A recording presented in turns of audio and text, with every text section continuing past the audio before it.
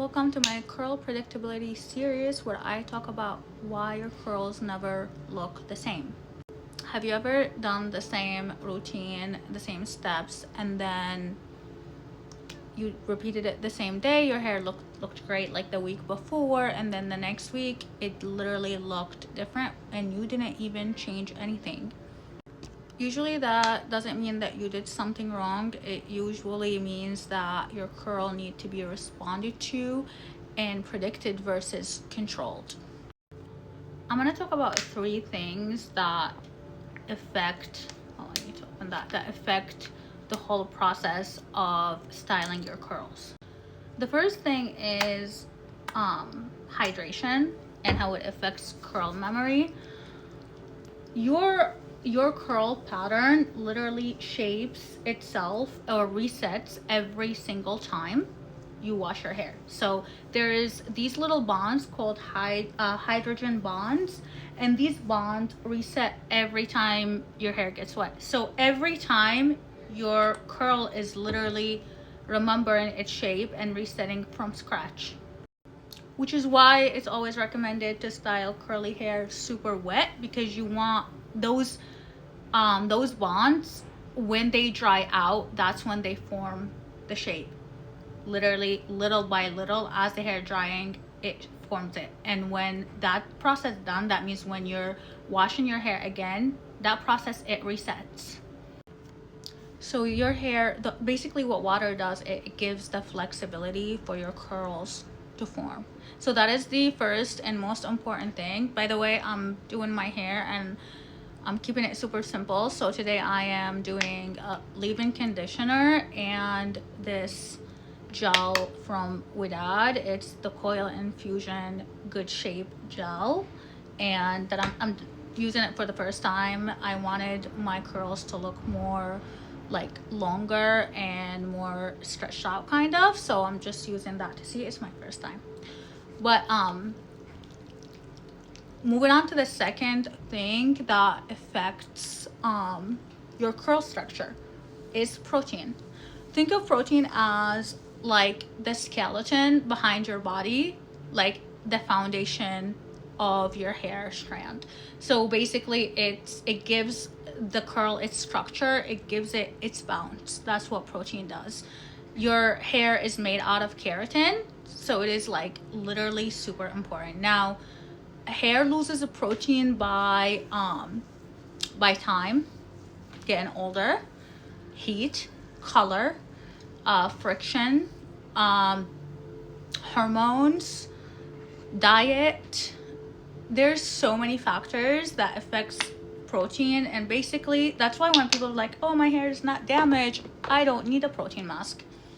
Most likely you do. We lose it by time regardless. So I always prefer to have that in my routine regardless if my hair feels healthy or not. So if you're doing too much protein, by the way, too, that's not good. That's gonna make your hair really stiff, because you need a balance between hydration and protein. So think of protein as like the structure that gives your curl its form, and water is what gives it its flexibility. So you need both of them together.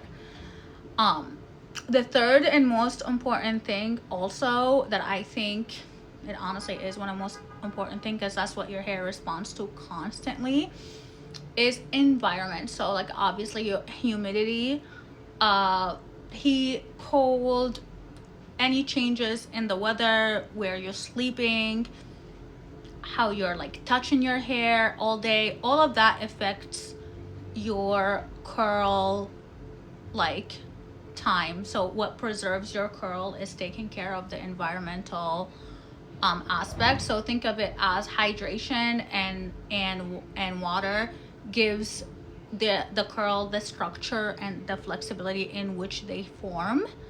And then your environment, if you shape your environment the right way, it will predict how long your curls will last. So that is like super important in making your curl last. A lot of my clients, always struggle with keeping their curls nice the next day, and I feel like taking care of your environment is key to that, but also a lot of time is missing balance. So missing either your protein or hydration. So your curls depend on three main things. To reiterate everything, first is hydration, and that basically think of it as the architect of your hair. It like kind of manages how your curl is gonna look. The second thing is your protein, and like I said earlier, think of it as the skeleton of your body. Is gonna maintain your spiral, is gonna maintain its structure and its bounce. Without enough protein, you're not gonna get that nice spiral. That's why like a lot of time people are like, oh, my curls are damaged.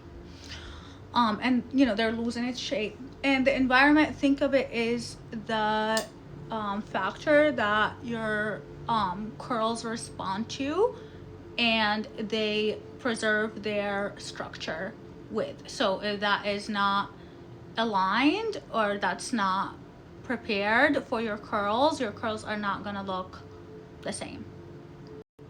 I had a client one time, you know, her hair was perfect, like nothing really happened in terms of damage, and it was looking really nice when she styles it, but over time it kind of lost its shape, and she was like, I never did anything, you know.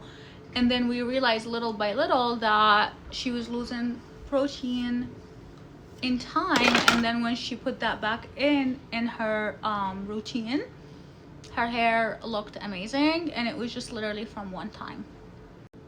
One of the things I love about curly hair, and why I decided to pivot towards it, is that curly hair teaches patience and observation, and it also operates on like predictability. So it's kind of like our brain, which I'm obsessed with. I'm obsessed with neuroscience and psychology, so I love studying how our brain kind of like overlooks patterns and how it puts them together and forms your habits. Think of curls the same way. They kind of operate on patterns, and once those patterns are predicted, it's a lot easier to respond to them and to learn the language that curls speak. And by time, and by consistent routines, and by figuring out what your curl needs, by just listening to them and observing them, you will end up with great curls most of the time. Now, I feel like the most important thing that I also want to talk about is understanding that like or at least that's how I see it with my curls, and it taught me to wear my curls a lot more, and it taught me to have my hair down so much more, is that curls are not perfect. They're never gonna be perfect. If you are chasing perfection with your curls, I think that is just gonna be, it's not like that you won't get there, but I do think that like that's gonna take a very long time. That's gonna take a lot of hard work, and it usually is still by then is not really looking how you want it every single time. Like you might get there, but like consistency is not gonna be there. In this series, I'm gonna dive into routines, random factors, and everything that contributes to your curls never looking the same. And we're just gonna really focus on the curl predictability system and how we can use it to our advantage. If you resonate with this, please leave a comment about what do you struggle with in terms of consistency with your curls, and what you want me to talk about next. But I really hope you enjoyed this episode, and stay tuned for the rest of the series to speak about curl predictability patterns and how we can deal with them and how we can learn their language.